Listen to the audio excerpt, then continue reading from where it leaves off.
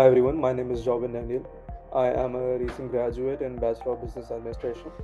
While I was doing my graduation BBA, I had my interest in designing, and that's how I went and got an internship as a graphic designer. While I was a graphic designer, I was working with a performance marketing team that ignited an interest for marketing inside me. I wanted to upskill, and I was going through my Instagram. Normally, that's when I landed upon an ad by Digital Vidya, and after going through the ad, I enrolled into the course.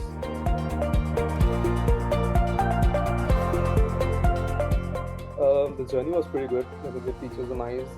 The assignments are also nice. You get in hand experience a lot. Yeah, so and it's not like you just touch upon just one particular topic of the whole marketing spectrum that's out there. You get an experience of everything, a little bit of everything that's out there. When I joined in there, I joined in as a graphic designer, so I didn't really have any knowledge about this performance marketing or anything. But I was working with the team, so I got the knowledge about them. I learned about how creatives are. We test creatives, we do A/B testing. There's the cost of conversion. I learned a couple of things there. That's how I was interested. And I wanted to upskill myself. Hmm. So that was it from my end, Jobin.